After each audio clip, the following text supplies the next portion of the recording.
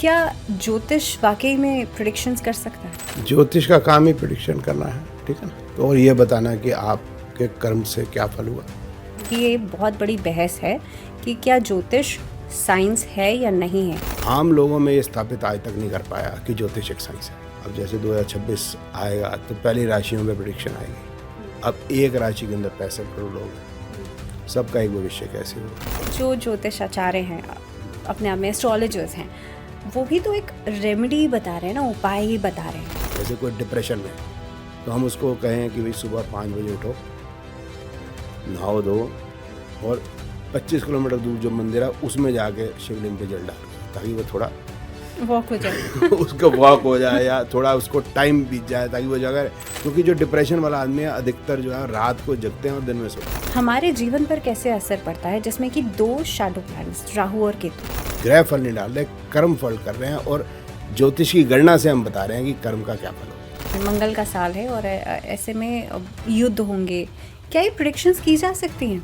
10 नवंबर को जो दिल्ली में अटैक हुआ है, कई लोग क्लेम कर रहे हैं जी मैंने बोल दिया था, कहाँ है वो। 12 जून को एयर इंडिया का फ्लाइट जो है वो अहमदाबाद से लंदन जा रही थी, वो क्रैश हुई थी, तो कई क्लेम कर रहे थे। कहाँ कर पाते हैं? अगर हम कर लें तो कितनी जानें बचा न लें। लाल किताब रेमेडी से भरी पड़ी है, जिसमें कहा जाता है कि इलायची आप जेब में रख लो। लाल किताब इसका मतलब कि रंगों की किताब होनी चाहिए। इसका मतलब जो उसके अंदर लिखा है इट इज नॉनसेंस। तो टाइम्स मंत्रा के साथ अगर आप जुड़े रहना चाहते हैं तो आप वीडियोस को लाइक कीजिए, चैनल को सब्सक्राइब कीजिए, बेल आइकन प्रेस करना मत भूलिएगा। अगर आपका कोई ऐसा विचार है या ऐसा कोई आइडिया है जो आप हमें देना चाहते हैं जिस पर हम वीडियोस बनाएं, तो आप नीचे कमेंट सेक्शन में कमेंट कर सकते हैं। फिलहाल हमारे साथ उमंग तनीजा जी हैं, जो कि नाड़ी ज्योतिष और केपी कुंडली के एक्सपर्ट हैं। सर, सबसे पहले तो स्वागत है। नमस्कार, thank you very much for calling. ज्योतिष क्या है? ज्योतिष का अगर संधि विच्छेद करें तो होता है ज्योति जमा ईश। ज्योति का मतलब है ज्ञान, ईश का मतलब ईश्वर, इसका मतलब ईश्वरीय ज्ञान। एक ही भगवान हुए हैं जिन्होंने अपने आप को डिक्लेयर किया, अवतार ने, जिन्होंने कहा मैं भगवान हूँ, मैं भगवान कृष्ण। तो उन्होंने जो ईश्वरीय ज्ञान दिया है वो उन्होंने कहा है कि कर्म का ही फल है। तो ज्योतिष से पता चलेगा कि कर्म का ही एक्चुअली में फल होता है। ये है ज्योतिष। आप तो नाड़ी ज्योतिष समझते हैं, आप उसके बहुत ज़्यादा मतलब ज्ञाता हैं। ऐसे में केपी सिस्टम क्या है? ज्योतिष की भी अलग-अलग फील्ड्स हैं, नाड़ी ज्योतिष, केपी सिस्टम, क्या हैं ये फील्ड्स? देखिए, 3 मेन टाइप की ज्योतिष आप कह सकते हैं। एक है पराशरी, एक है जैमिनी, एक है नाड़ी ज्योतिष। पराशरी को कई लोग वैदिक भी कहते हैं। आप कुछ वीडियोस में वगैरह में सुनते होंगे भी शनि यहाँ बैठा है, राहु यहाँ बैठा है, एक्सेट्रा। वो बड़ी जनरल सी एस्ट्रोलॉजी है। तो that is basic form of astrology. तो दैट इज़ पराशरी। कि भाव क्या हैं, राशियाँ क्या हैं, ग्रह क्या हैं, जन्म कुंडली कैसे बनेगी, दशाएं हैं ग्रहों की। जैमिनी थोड़ा सा फर्क हो जाती है कि उसमें दशाएं जो हैं वो राशियों की होती हैं, युतियाँ वगैरह राशियों की होती हैं। लेकिन जैमिनी के अंदर कोई प्रिडिक्टिव सिस्टम अभी तक निकल के आया नहीं। लेकिन पराशरी के आगे चलते हैं तो नाड़ी ज्योतिष उसका प्रिडिक्टिव फॉर्म है, यूँ कह सकते हैं। नाड़ी का मतलब है रिवीलिंग, मतलब प्रिडिक्टिव एस्ट्रोलॉजी। ये हिंदू प्रिडिक्टिव एस्ट्रोलॉजी है। अब आपने केपी सिस्टम नाम लिया, केपी सिस्टम नाम की कोई एस्ट्रोलॉजी नहीं है। ये कृष्णामूर्ति पद्धति, जो आपने बोला केपी एस्ट्रोलॉजी, कृष्णामूर्ति पद्धति एस्ट्रोलॉजी, मतलब एक्चुअली ज्योतिष के अंदर एक बड़े जोशी हुए कृष्णामूर्ति जी, तो उन्होंने ज्योतिष पढ़ानी शुरू की। तो उनके स्टूडेंट्स ये कहने लगे कि हम कृष्णामूर्ति पद्धति पढ़ते हैं। तो धीरे धीरे फिर वो जो है उसी नाम से मशहूर होगी। उसके डीप में फिर कभी जाएंगे, अभी स्टार्टिंग में मुझे लगता है जाना इतना ठीक नहीं है। ऐसे में आपने कहा प्रिडिक्टिव एस्ट्रोलॉजी, क्या ज्योतिष वाकई में प्रेडिक्शंस कर सकता है? ज्योतिष का काम ही प्रिडिक्शन करना है, ठीक है ना। तो और ये बताना कि आपके कर्म से क्या फल हुआ।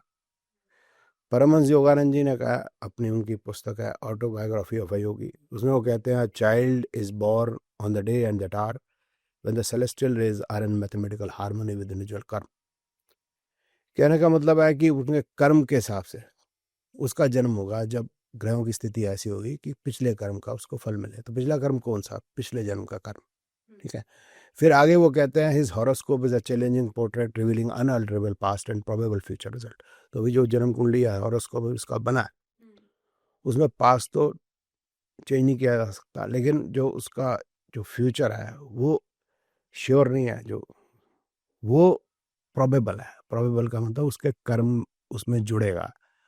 तो हाँ, तो जैसे आप, मुझे मालूम नहीं, जैसे मिडिल क्लास में पैदा, मैं मिडिल क्लास में पैदा हूँ, कोई बिल्कुल बिलो पॉवर्टी लाइन है, उनके घर में बच्चा पैदा होगा, तो ये पास्ट लाइफ का कर्म हो गया कि अब वो जो बिलो पॉवर्टी लाइन बच्चा, वो कौन से स्कूल जाएगा,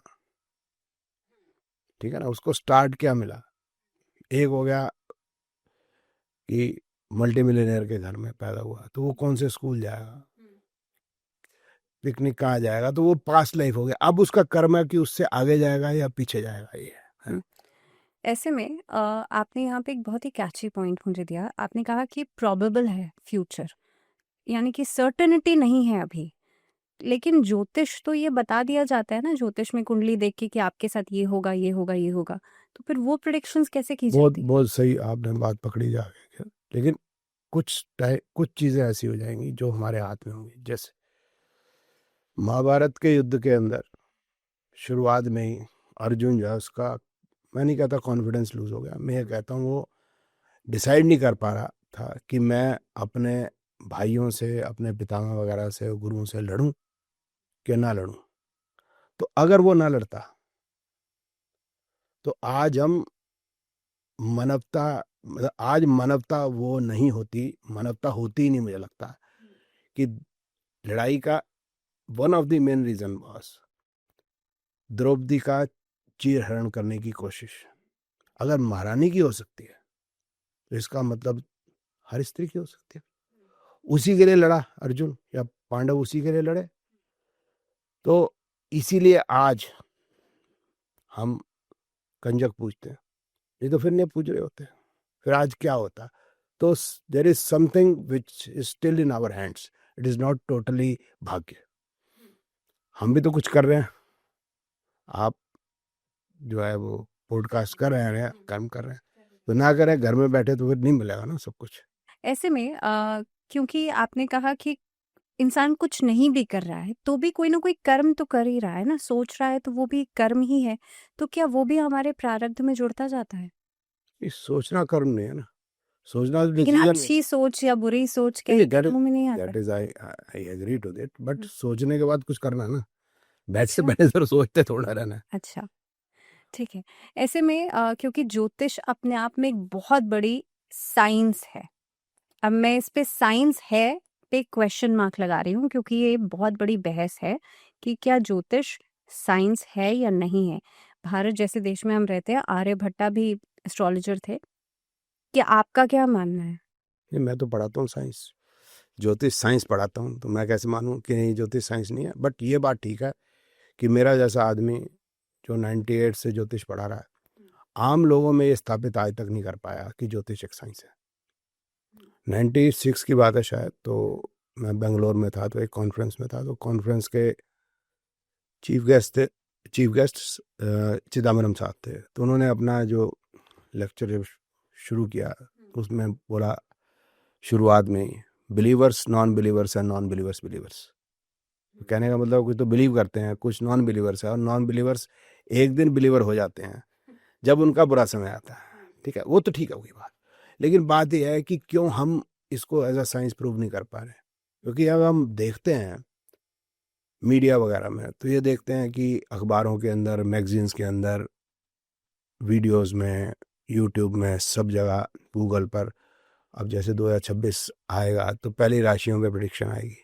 अब एक राशि के अंदर 65 करोड़ लोग हैं, सबका एक भविष्य कैसे होगा, तो ये जवाब मैं कैसे दूंगा।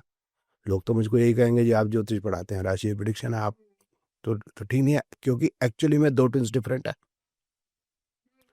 ठीक है ना, तो ये मैं पढ़ाता हूँ ट्विंस डिफरेंट है, और क्यों डिफरेंट है, लेकिन आम आदमी में तो ये संदेश नहीं जा पा रहा। वो तो राशियों में प्रिडिक्शन देख रहा है, या वो उपाय देख रहा है। मैं तो कर्म की बात की है, ये कर्म का फल है, मैंने कहाँ का उपाय का फल है। भगवान कृष्ण ने अर्जुन को भी नहीं कहा कि उपाय कर, उसने भी कर्म बोला। भगवान राम भी माता सीता जब का हरण हुआ तो कर्म से ही रावण से लड़के ही रावण का वध करके ही लेके आए। तो ये चीज को अभी हमारी कमी है, मैं अपनी कमी मानता हूँ कि हम अभी आम लोगों में पहुंचा नहीं पाए, और क्योंकि खरपतवार इतनी है कि वो पहुंचाने भी नहीं दे रही, उपायचार्य इतने हो गए हैं, एस्ट्रोलूटर्स इतने हो गए हैं कि हमारी बात आम आदमी तक पहुंच नहीं पाती। तो ये हमारी कमी जरूर है कि हम क्यों नहीं पहुंचा। उमंग जी, आपने एक बात कही कि कर्म, मैं अगर कहूँगा किसी से कर्म करने के लिए और वो इंसान एक सही दिशा में अगर कर्म करेगा तो जाहिर सी बात है उसका जो भाग्य है वो अच्छा या बुरा ये डिसाइड होगा। ऐसे में जो ज्योतिष आचार्य हैं, अपने आप में एस्ट्रोलॉजर्स हैं, वो भी तो एक रेमेडी बता रहे हैं ना, उपाय ही बता रहे हैं। और रेमेडी उपाय के रूप में समझ लेते हैं रेमेडी है क्या। रेमेडी को समझते हैं कि जैसे तेंदुलकर है, अब उसका उनके जो फादर है तो वो तो जो कवि थे, राइटर थे। अब जाहिर सी बात है फादर यही कहता है कि बच्चा भी अच्छा पढ़ लिख जाए, और तेंदुलकर मुझको लगता है शायद 10वीं 12वीं पास भी नहीं है। तो अब वो अगर क्लांत होंगे, परेशान होंगे कि भैया पढ़ता नहीं और सारा दिन खेलता रहता है, तो वो जोशी के पास आएंगे। तो ज्योतिषी को बताना चाहिए कि भाई ये जो है पढ़ेगा नहीं, ये इसी में नाम रोशन करेगा। या डॉक्टर का बच्चा है, वो सारा दिन गिटार बजाता रहता है या सिंगिंग अच्छी करता है, अब डॉक्टर साहब चाहते हैं कि बच्चा ही डॉक्टर बने। जनरली ऐसा होता है कि पेरेंट्स जो करते हैं उनको लगता है कि हमारा बच्चा भी ऐसा करेगा, नर्सिंग होम इतना बड़ा खोल लिया, हॉस्पिटल खोल लिया, संभालेगा कौन। तो उनको कहेंगे हम कि भाई इसका रास्ता ये है, इसको जाने दो, इस रास्ते में ये उपाय है। या आपका समय 2 साल अच्छा नहीं है, आप नया बिजनेस डालना चाह रहे हो, इतना पैसा इन्वेस्ट कर रहे हैं, तो हम कहेंगे कि भाई अभी इतना पैसा इन्वेस्ट मत करें, अभी स्टडी कर लें, थोड़ा डिले कर दें। जैसे भगवान राम को भी तो 14 साल का वनवास मिला, और 14 साल से एक दिन भी तो कोई कम नहीं कर पाया, ठीक है ना। So he has to pass through it. So this we can say, this we can tell. और ये उपाय है असल में। ये कह देना कि सुबह उठ के ये यहाँ ये दबा दो, ये पानी में फेंक दो, ये इस टाइप से बात हो सकती है कि साइकोलॉजिकल काउंसलिंग किसी की कर दें हम। तो जैसे कोई डिप्रेशन में, तो हम उसको कहें कि भाई सुबह 5 बजे उठो, नहाओ धो, और 25 किलोमीटर दूर जो मंदिर है उसमें जाके शिवलिंग पे जल डाल गया, ताकि वो थोड़ा वॉक हो जाए, उसका वॉक हो जाए, या थोड़ा उसको टाइम बीत जाए, ताकि वो जगह। क्योंकि जो डिप्रेशन वाला आदमी है अधिकतर जो है रात को जगते हैं और दिन में सोते हैं। उपायों की तो मेरे पास बहुत बड़ी लिस्ट है, तो मैं एक एक करके आपसे पूछूंगी कि ये कितने सही हैं और कितने गलत। लेकिन ऐसे में सबसे पहले जो शुरुआत हम करेंगे वो करेंगे 9 ग्रहों के साथ। 9 ग्रहों का हमारे जीवन पर, इंसान तो अर्थ पे है, 9 ग्रह जाहिर सी बात है आसमान में है, कुछ दिखते हैं कुछ नहीं भी दिखते। हमारे जीवन पर कैसे असर पड़ता है, जिसमें कि 2 शैडो प्लैनेट्स राहु और केतु, ये कितना सही है? नहीं नहीं, वो तो पड़ ही नहीं रहा कोई फर्क। मैं तो ये कह रहा हूँ आपको, इट इज अ थर्मामीटर। हमारी शुरू में बात हुई कि ईश्वरीय ज्ञान है, कर्म का फल है। कर्म का जो फल है उस हिसाब से बच्चा पैदा हुआ कि प्लेनेटरी कॉम्बिनेशन ऐसे हैं जो परमहंस योगानंद जी ने बताया, मैंने अभी आपको बताया। तो वो मेजरमेंट है कि, या थर्मामीटर है, या वेइंग स्केल है, कि जिससे ये पता चलेगा कि ये है और ये होगा और फिर आगे ये होगा। तो हमारे हिसाब से, मेरे हिसाब से, कि ग्रह फल नहीं डाल रहे, कर्म फल कर रहे हैं, और ज्योतिष की गणना से हम बता रहे हैं कि कर्म का क्या फल होगा। अच्छा, या ग्रहों की गणना से हम बता रहे हैं क्या फल। लेकिन ऐसे में सूर्य को, चंद्रमा को प्रत्यक्ष देवता माना जाता है। चंद्रमा के ऊपर तो एनसीबीआई में कई सारी रिसर्चेस पब्लिश्ड हैं और कहते हैं कि चंद्रमा की जो साइकिल्स होती हैं उसका असर हमारे मन पर पड़ता है, क्योंकि ज्योतिष में चंद्रमा मन का कारक है। कैसे जस्टिफाई नहीं नहीं, वो करेंगे? ठीक बात है, वो आपकी बात ठीक है बिल्कुल। हम्म, कि देखिए, समुद्र में ज्वार आता है तो पूर्णिमा में आता है, तो ये तो कोई छुपी हुई बात नहीं है। इस तरह से फोटोसिंथेसिस जो हो रहा है वो सनलाइट पे ही हो रहा है, तो ये तो बड़ी छुपी हुई बात नहीं है कि असर तो पड़ रहा है। लेकिन मतलब कहने का है कि इससे क्या है कि अब कर्म गलत करके सही फल पालेंगे, वो तो नहीं होगा ना। मैं ये कह रहा हूँ, मतलब आपको क्वेश्चन मैं समझ गया और मैं उसका आंसर भी दे दिया कि रिजल्ट तो आ रहे हैं। इस तरह से ग्रेविटेशनल पुल है कि नहीं। तो आप कुछ ग्रह हमको दिखते हैं, कुछ नहीं दिखते, सारे हैं अगर हम देखना चाहें तो। और राहु केतु का भी रिजल्ट है कि राहु जो हो गया वो, अगर वो छाया होगी, जैसे कि भाई पृथ्वी सूर्य और चंद्रमा के एग्जैक्टली बीच में आ गई तो चंद्रमा दिखेगा नहीं। इस तरह चंद्रमा बीच में आ गया सूर्य पृथ्वी का तो सूर्य नहीं दिखेगा। तो जब नहीं दिखेगा तो ऑब्वियसली फोटोसिंथेसिस उस टाइम पे नहीं होगी, तो कुछ ना कुछ तो असर पड़ेगा ही उसका। तो आगे फिर उसकी स्टडी है कि कैसे क्या पड़ता है, वो होती है। ऐसे में क्योंकि शनि को एक बहुत बड़ा एक ऐसी इंडस्ट्री है शनि के नाम पे, जिसमें कि कई सारी लोग मिथ्स भी क्रिएट करते हैं। शनि की साढ़े साती है, शनि की दशाएं आ जाएंगी तो आपके जीवन में पता नहीं कितनी नेगेटिविटी आ जाएगी, आप कंगाल हो जाएंगे और ऐसी दुनिया भर की चीज़ें। और इनके बहुत ज़्यादा पैसे ले लेके इनकी रेमेडीज भी करवाई जाती हैं। क्या ये सही है कि शनि की दशा आने पे इंसान कंगाल ही हो जाता है? राकेश है इंडस्ट्री, राहु केतु शनि, सिर्फ शनि नहीं है, ठीक है ना। अब शनि के 19 साल हैं ज्योतिष में, तो इसका मतलब जो है 1/6। मैं समझाता हूँ आपको। विंशोत्तरी दशा में 120 साल होते हैं। इसमें शनि जो पार्टिसिपेट करता है 19 ईयर्स, ऑलमोस्ट 20 ईयर्स। तो आप ये तो नहीं कह सकते कि ये 1/6 जो लोगों पे ये चल रही होगी, 1/6 लोगों पे ही चल रही है, तो उनकी तो ज़िंदगी ख़राब होगी। और ज़िंदगी ख़राब हुई तो हर तरीके से ख़राब होगी, क्योंकि उसका काम धंधा भी नहीं चलेगा, पैसा भी नहीं आएगा, मैरिड लाइफ भी ख़राब होगी, हेल्थ भी ख़राब होगी। ऐसा थोड़ा होता है। तो ज़िंदगी ऐसे नहीं चलती। ज़िंदगी ऐसी है कि कुछ मिलता है कुछ नहीं मिलता, सभी को ऐसा होता है। If you are rich class, तो रिच क्लास या बहुत पैसा हो जाएगा, या बहुत अगर आपको पावर मिल जाती है, तो ऐसा नहीं होता बाकी सब चीज़ें ही मिलती है, मैरिड लाइफ भी साथ में मिल जाती है, हेल्थ भी मिल जाती है, ऐसा नहीं। ज़्यादातर जब पैसा बहुत आता है तो उसके साथ परेशानियाँ, टेंशन ज़्यादा आती हैं, तो उसके साथ फिर ब्लड प्रेशर भी आता है और डायबिटीज़ भी आती है। अगर आप पावरफुल बहुत हो जाते हैं, IAS ऑफिसर बन गए, तो आपकी ट्रांसफ़र इंडिया में कहीं भी हो जाती है, तो आपकी मैरिड लाइफ में दिक्कत आती है। इस तरह से आप पॉलिटिशियन देख लो, ज़्यादातर केस में मैंने देखा है, ऐसा कोई थंब रूल हम नहीं लगा सकते। जैसे मोदी जी हैं, मैरिड लाइफ नहीं है। जयललिता जी हैं, ये इनकी मैरिज नहीं हुई थी। BMW बहन मायावती है, इनका विवाह नहीं हुआ। तो ज़्यादातर आप देखेंगे कि जो नेतागण भी होते हैं, तो उनकी पब्लिक लाइफ इतनी होती है, या तो विवाह होता नहीं, या हुआ तो उनके पास समय नहीं है उसके लिए। तो एक चीज़ मिलती है, भगवान ने एक चीज़ देती है, तो दूसरे में फिर कमी अपने आप ही हो जाती है। बड़ा कॉम्प्लेक्स है ज़िंदगी। जो बच्चे बहुत ज़्यादा पढ़ते हैं, MBA कर रहे हैं टॉप पे, तो वो जो है MBA हो गया जी, मास्टर ऑफ बिजनेस एडमिनिस्ट्रेशन, नौकरी मांगने जा रहे हैं किससे? मारवाड़ी के पास, जो पढ़ा लिखा नहीं है या कम पढ़ा लिखा है, समझे? डिग्री का नाम ही है मास्टर ऑफ बिजनेस एडमिनिस्ट्रेशन, लेकिन वो मांगने नौकरी जा रहा है। कमाल की बात है। तो इस तरीके से ही है। अब आप देखिए कि जो बच्चा फर्स्ट है नॉर्मली आता है क्लास के अंदर, वो या तो डॉक्टर्स बनते हैं, या फिर चार्टर्ड अकाउंटेंट, फिर इंजीनियर्स, फिर उसके नीचे हो गए लॉयर्स, जजेस, फिर IAS ऑफिसर्स, फिर उसके बाद अकाउंटेंट, फिर क्लर्क, फिर चपड़ासी। और जो बच्चे जो है कम ही पढ़ाई करते हैं, ज़्यादातर हमारे एज में तो बस ही तोड़ते थे, वो पार्लियामेंट में बैठ जाते जाके। और जो उससे भी निखद्दा है, वो जोशी बनते हैं या बाबे बनते हैं, ठीक है। और जो नेताजी हैं, जब उनकी इलेक्शन है या वो मिनिस्टर नहीं बन पा रहे, वो बाबा जी के पास जा रहे हैं, और बाबा जी फिर बाद में जेल पहुंच जाते हैं। आपने देखा होगा, चंद्रा स्वामी देख लो आप, आसाराम बापू जी देख लो। मैं नहीं कहता उन्होंने गलत काम किया, बट मैं नहीं कहता। नित्यानंद जी स्वामी है, वो तो भाग गए देश छोड़ के। उनका तो अपना देश बना लिया उन्होंने। हाँ, उनके तो क्या कहने, उन्होंने अपना कैलाश बना लिया। राम रहीम बाबा, सतपाल जी महाराज हैं, आंसू भाई गुरु बहुत जी है, हैं। लिस्ट बहुत लंबी है। हाँ जी, हाँ जी, जो मेरे को याद है मैं हाँ। बताया हूँ। हाँ जी, ऐसे में क्योंकि राशियों की हम बात कर रहे थे और आपने कहा कि कितने सारे लोग ऐसे होंगे जो एक ही राशि के अंदर आते हैं। नाम के हिसाब से देखें तो राम और रावण की राशि एक ही थी, कृष्ण और कंस की राशि एक ही थी।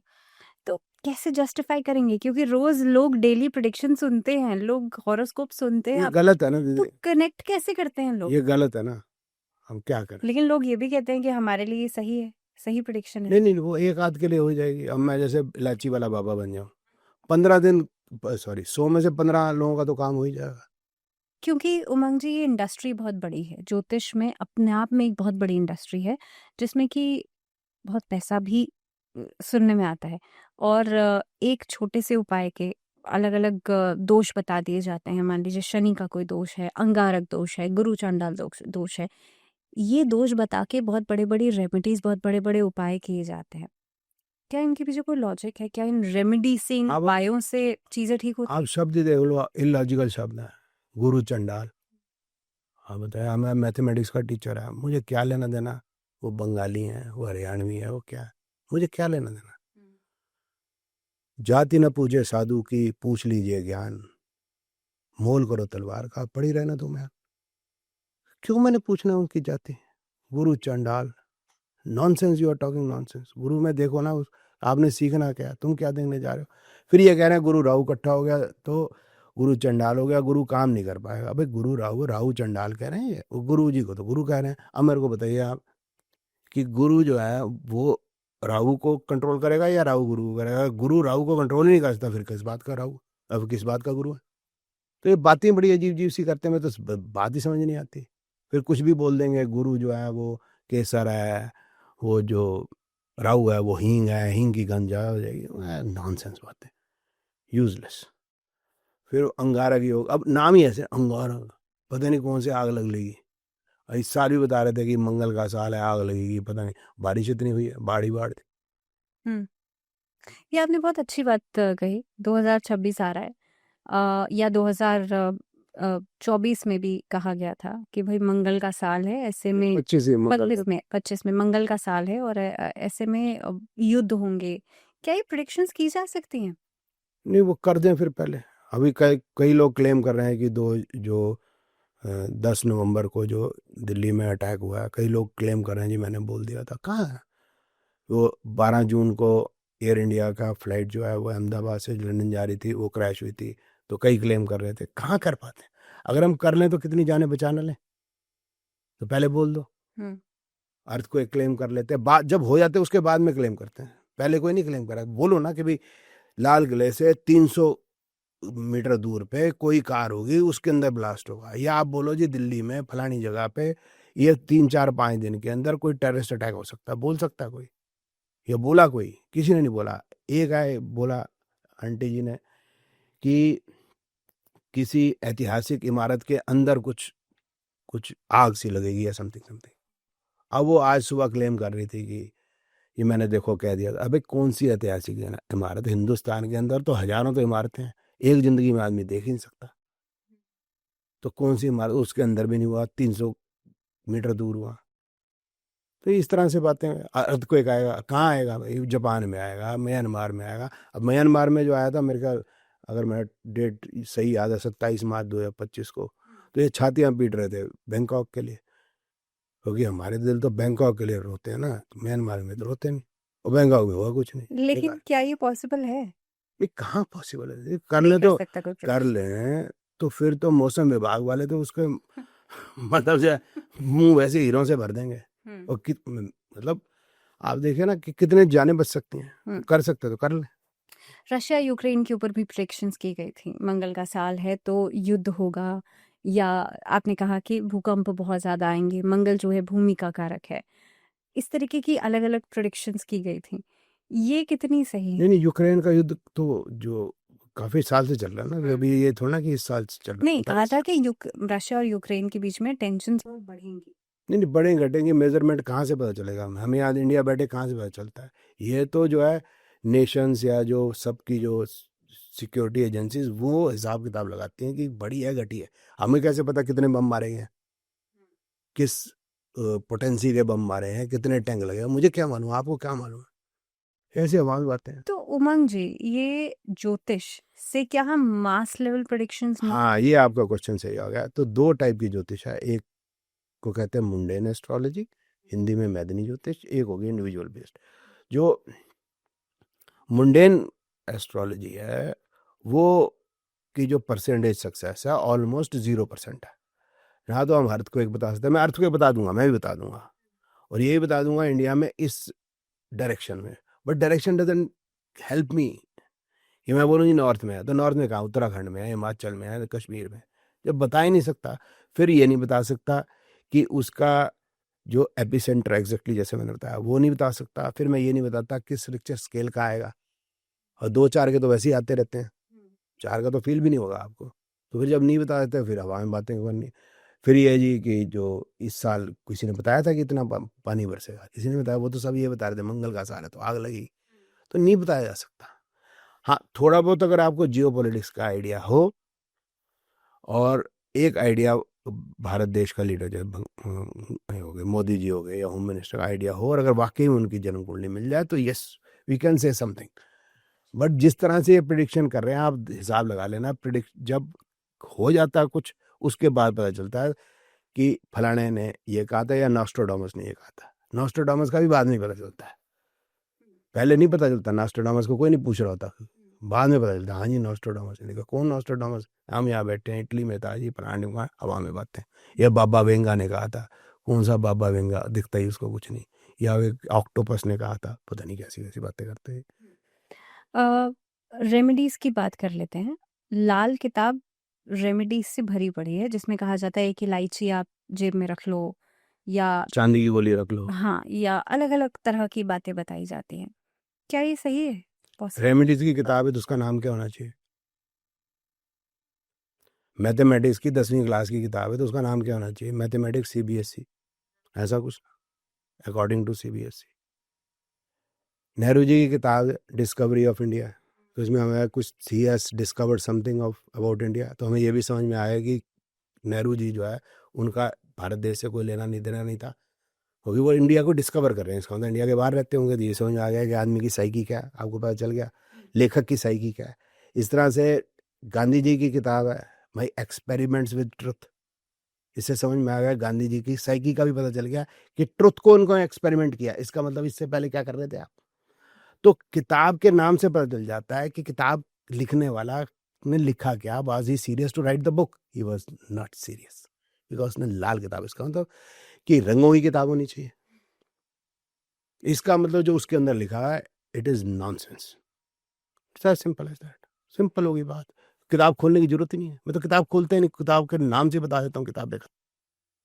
तो लाल किताब के जितने भी उपाय बताए जाते हैं, क्योंकि ये अपने आप में लाल किताब जैसे कि अलग अलग चीजें हैं भाई, कलर थेरेपी है या अरोमा थेरेपी है, इस तरीके नहीं की उसमें चीजें। नहीं है कोई अरोमा थेरेपी। नहीं, लेकिन लाल किताब में ये अपने आप अलग तरीके के उपाय बताए जाते हैं। चींटियों को उसमें ये आटा है, खिला दो। उसमें यह है मंगल यहाँ बैठा हो तो ये कर दो जी, ठीक है। अब आप बताएं कि आप जो है डॉक्टर के पास जाएंगे तो आप ये बोलेंगे ना मेरे को ये फील हो रहा है, तो फिर वो बीमारी को डायग्नोस करेगा, उसके हिसाब से फिर केमिस्ट के पास जाएंगे आप, और वो जो दवाई है वो लेके आएंगे। तो लाल किताब एक केमिस्ट की दुकान होगी जिसमें आपको डॉक्टर के पास नहीं जाना कि आपका मंगल यहाँ है, आपको कैंसर है तो भी क्रोसिन, आपको गला खराब है तो भी क्रोसिन। उनका मतलब ये नॉनसेंस बात है। It is not a remedy book even. Remedy मैंने आपको बताई ना, किसी को डिप्रेशन है तो क्या रेमेडी करनी है, उसको सुबह उठाओ भाई। लॉजिकल आप थे। लॉजिकल बात करें ना, लॉजिकल बात क्या है? कोई जो आपने उठा के लेड फेंक दिया पानी के अंदर, तो पानी पानी खराब कर दिया। ऐसे में क्योंकि हम ये समझते हैं कि ज्योतिष जो है हमारे भाग्य को बदल सकता है, क्या कितना सही है ये? नहीं डेस्टिनी क्या पहले से डिसाइड होती है या ज्योतिष? नहीं, डेस्टिनी इस तरह से डिसाइड है, मैं आपको समझाने की कोशिश करता हूँ। एक बच्चा है पॉवर्टी लाइन से नीचे, उसके पेरेंट्स हैं बिलो पॉवर्टी लाइन, पैदा हुआ। अब वो कौन से स्कूल में पढ़ने जाएगा जिस स्कूल के अंदर जो मिड डे मील भी मिलेगा, किताबें भी फ्री, वर्दी भी फ्री, सब कुछ। अब वो उसके पिताजी समझ लो जमीन पे बैठ के सब्जी बेचते हैं, बच्चा पढ़ के आएगा वहीं बैठा बैठा होगा और ये देख रहा होगा, आपने देखा होगा।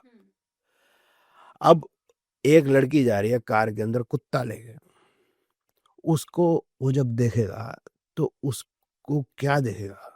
आप समझे? उसका कॉन्फिडेंस एकदम लूज होगा कि भाई देखो क्या जिंदगी है उनकी, मेरी क्या जिंदगी। अब कल को उसकी शादी, अच्छा शादी भी होगी तो किससे होगी, फिर ये भी देखें कि उसके साथ जो क्लासमेट्स हैं वो भी कौन है। हमें उनके पेरेंट्स भी क्या कर रहे हैं, ये तो नहीं कोई विजय माल्या का बेटा है या कोई अंबानी का बेटा, ये तो नहीं है ना। तो वो क्या सोचेंगे, क्या बनना है उनको। अभी वो बड़ा होगा तो उसको पता चलेगा कि कल को मैं शादी अगर करता हूँ तो मेरी बच्चा होगा तो उसको इतने रुपए मिलेंगे, लड़की को इतने रुपए मिलेंगे, बच्ची की शादी होगी तो इतने रुपए मिलेंगे। इलेक्शन होता है तो हमको ये मिलेगा, आगे जो है ये हॉस्पिटल में हमें ये फ्री मिलेगा, फ्री का मकान मिलेगा, हाउसिंग स्कीम है मोदी जी की। अब वो कभी भी टैक्स नहीं पे करना चाहेगा, क्योंकि उसको 1.25 लाख रुपए 1.5 लाख रुपए तो 1 साल फ्री मिल रहा है, 1 साल में फ्री मिल रहा है। अब वो कैसे देगा 2 लाख रुपए महीना जी इनकम टैक्स? इसका मतलब वो जाना ऊपर जाना ही नहीं चाहेगा मिडिल क्लास में। आप समझ रहे मेरी बात? और ये जो रिच क्लास में है, जैसे विजय माल्या, वो कितना गरीब हो गया बेचारा, रहता कहाँ? लंदन में। मेरे जैसे आपके जैसे मिडिल क्लास को समझ में नहीं आएगा, गरीब होने के बाद लंदन में रह रहा है वो। और मुझे अगर लंदन जाना है तो 70,000 रुपये की टिकट है, और दिन के परिवार समेत जाता हूँ तो 1.25 लाख रुपए मुझे चाहिए। 10 दिन रहूंगा तो मेरा तो 15 लाख रुपए साफ हो गया। वो तो रहता ही वही है। अमीर आदमी गरीब होने के बाद वो लंदन में बैठा मौज कर रहा है, सिगार पी रहा है। भाई हम मिडिल क्लास आदमी लंदन जाना जिंदगी में एक बार शायद अफोर्ड भी ना कर पाए। तो ये बाय बर्थ ही जो हमारा पैदा हुआ है वो फर्क है। लेकिन ये भी नहीं है कि जो बिलो पॉवर्टी लाइन है कभी रिच नहीं बनते। There are examples but they are so few, like बहन मायावती, लाइक मोदी जी, लाइक धीरू भाई अंबानी। ऐसा नहीं है कि नहीं है, but what is the percentage? 0.0001%. The very rich will not become middle class. Very poor, very tough to become even middle class. This is what I'm trying to say. ये by birth ही तैयार बात तय हो जाती है। तो ये जो आपने कहा कि कर्म से, ऐसे में कौन सा कोई योग होता है कुंडली में, या कोई ऐसा प्लैनेट बैठा होता है कुंडली में, किस तरीके से डिसाइड होता है? एक प्लैनेट नहीं काम करते। जैसे हमारे शरीर में 9 systems, skeleton system, respiratory system, circulatory system, ऐसे है ना 9। इस तरह से 9 ग्रह हैं हमारे अंदर। तो एक ग्रह से डिसाइड नहीं होगा, तो 9 ग्रहों का को रिजल्टेंट निकलेगा। और एक है पैदा होने का टाइम का। वो कहाँ से पता चलेगा? पमिस्ट्री से। तो palmistry in tandem with astrology numerology will tell this. जैसे हु आर यू, आप बैंक में जाओगे तो आपको बता देंगे आपका अकाउंट नंबर, वो आपके उंगली को रखेंगे और आपका सब कुछ निकल जाएगा। मतलब ठीक है। तो ये जो फिंगरप्रिंट है ये आपका है यूनिक, जो एक बार माँ के पेट में 4th मंथ में बनता है, फिर जिंदगी में कभी चेंज नहीं होता। उसी प्रिंट को ऐसा मानते हैं, उसी प्रिंट को सोच के या समझ के आत्मा प्रवेश करती है शरीर के अंदर जब बच्चा माँ के पेट से निकल रहा होता है। ठीक है। फिर उसके बाद जो है वो डिसाइड हो गया वो कहाँ पर पैदा हुआ, फिर उसके बाद फिर आगे उसका मतलब उसको मतलब वहां से शुरुआत हुई, फिर उसका कर्म एटसेट्रा। तो पमिस्ट्री विद एस्ट्रोलॉजी अल्टीमेटली बात बनती है जाके। सिर्फ एस्ट्रोलॉजी भी नहीं बता पाती। फिर ये समझा देते हैं आपको कि अगर अरबपति बनना है तो आपको या तो ज्यू बनना पड़ेगा, या सिंधी बनना पड़ेगा, या आपको जैन बनना पड़ेगा, या आपको बनिया बनना पड़ेगा, या आपको मारवाड़ी बनना पड़ेगा, या आपको पारसी बनना पड़ेगा। दुनिया में 0.01% ही लोग होंगे जो इनसे अलग हो के अरबपति बने। हिसाब लगा के देख लेना आप। अरे ठीक है।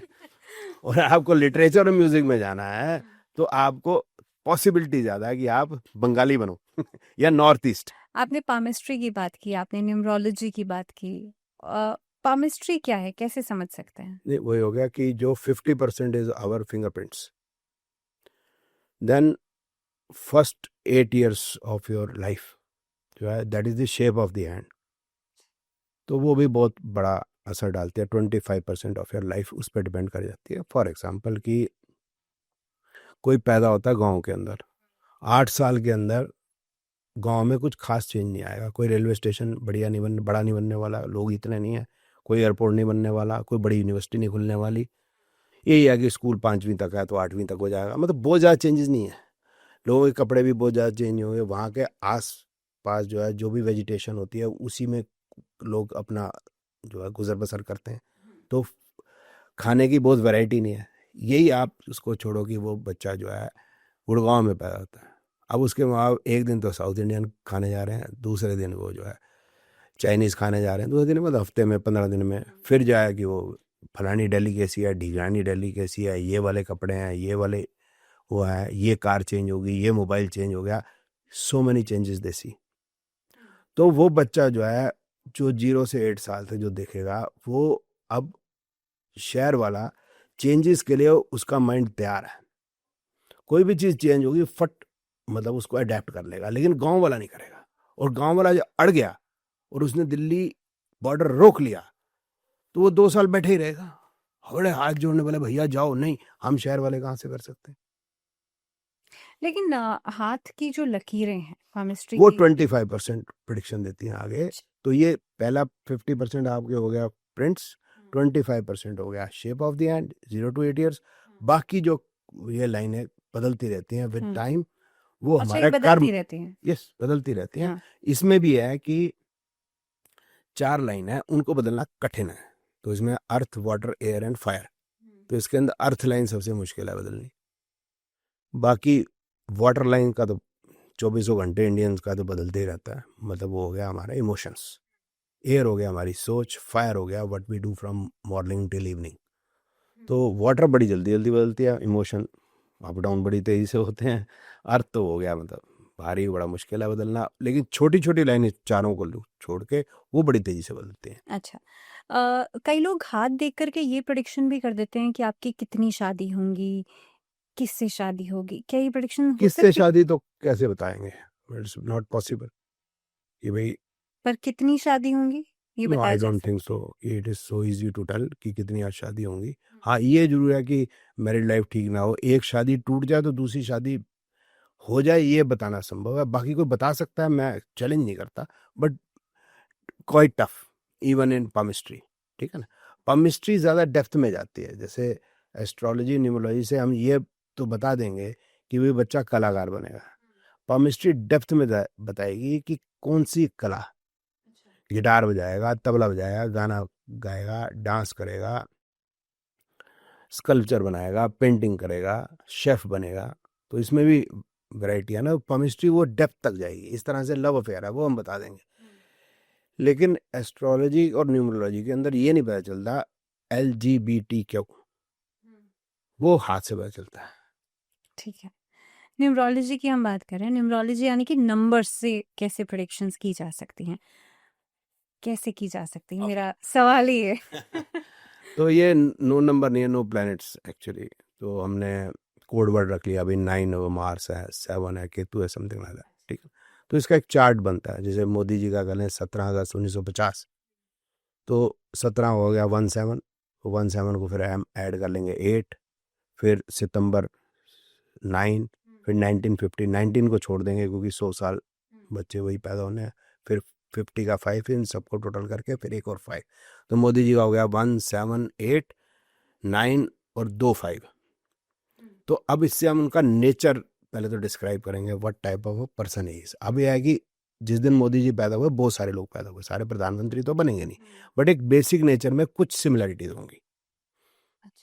ठीक है ना, 1 है सन है तो मतलब अथॉरिटी। 7 न्यूमरोलॉजी के अंदर वो एक तो स्टेबिलिटी का नंबर होता है, एक डीप थिंकिंग का नंबर होता है, रिसर्च का नंबर होता है, साथ में कहीं ना कहीं मोक्ष का नंबर भी होता है, या अध्यात्म का नंबर होता है। 8 शनि का नंबर होता है, तो भाई वर्किंग वेरी हार्ड। और 5 मरकरी है, तो डबल 5 है, तो मोदी जी ना सोएंगे ना सोने देंगे। वो कहते हैं ना, ना खाएंगे ना खाने देंगे। वो तो मुझे नहीं पता, बट ये पक्की बात है, ना सोएंगे ना सोने देंगे। तो ये 9 जो हो गया वो मार्शल है। तो इस तरह से एक नेचर जरूर कुछ हम डिस्क्राइब कर सकते हैं, what type of person Modi ji is going to be. फिर इनके कॉम्बिनेशन है, जैसे 1, 7, 8 इनके कॉम्बिनेशन मीन्स समथिंग। 9, 5 जुड़ गया तो 9, 5 तो साथ में मार्स और मरकरी हो गए, जो कॉम्बिनेशन का मतलब क्या हुआ, डबल मरकरी विद मार्स। तो मोदी जी जो है बड़े शातिर आदमी है मेरे हिसाब से। खाने तो नहीं देंगे, खाने की उनको जरूरत नहीं है ये मुझे लगता है, लेकिन खाने नहीं देंगे, ये बात उन्होंने ठीक कही थी। लेकिन न्यूमरोलॉजी से प्रेडिक्शंस कैसे की जा सकती हैं? नहीं, वजह थोड़ा नेचर मैंने डिस्क्राइब कर लिया, लेकिन फिर हर एक के 5 अलग होंगे, जितने वो बच्चे पैदा होंगे सबकी जन्म पत्री है, तो उसमें फिर थोड़ा सा चेंजेस आ जाएंगे। जैसे 2 ट्विंस डिफरेंट है, तो न्यूमरोलॉजी उसको हैंडल ही नहीं कर सकती। मोदी जी प्रधानमंत्री बने हैं, तो कोई ना कोई आदमी हो सकता है आर्मी में गया हो इसी डेट ऑफ बर्थ का, कोई टीचर बना हो, कोई कुछ खास कुछ ना कर पाया हो, तो हो सकता है ना। कोई फीमेल्स भी होंगी, कुछ हो सकता है ना अलग। तो लेकिन उमंग जी, ऐसे में कई सारे वीडियोस या कई सारे हम ऐसे लोगों को देखते हैं जो कि न्यूमरोलॉजी के बेसिस पर ही प्रेडिक्शंस कर देते हैं, पूरे-पूरे साल की प्रेडिक्शंस करते हैं लोग। मुझे लगता है वो ठीक नहीं ना, मैंने समझाया ना कि 2 ट्विन्स डिफरेंट है, फिर कैसे कर रहे हैं आप? हाँ, कुछ चीज़ें बता सकते हो जो मैंने अभी भी बताया। वो तो बेसिक है। हाँ, हाँ, वो बेसिक। हाँ, यानी कि न्यूमरोलॉजी के बेसिस पे, बल नंबर्स के बेसिस बल्कि मैंने तो ये देखा है, वो तो यूँ कर रहे हैं 2 नंबर, अभी मैंने देखा था, अभी 2 नंबर आया तो वो कान से सुनेंगे कि 2 कान जैसा है। तो मैं कहा यार ये क्या बात हुई? तो 1 कहाँ से सुनेगा? 3 कहाँ से सुनेगा? सभी कान से सुनते हैं भाई, और कुछ भी बोल रहे हैं। हुँ। मतलब बिल्कुल एब्सर्ड, कुछ भी बोलते हैं।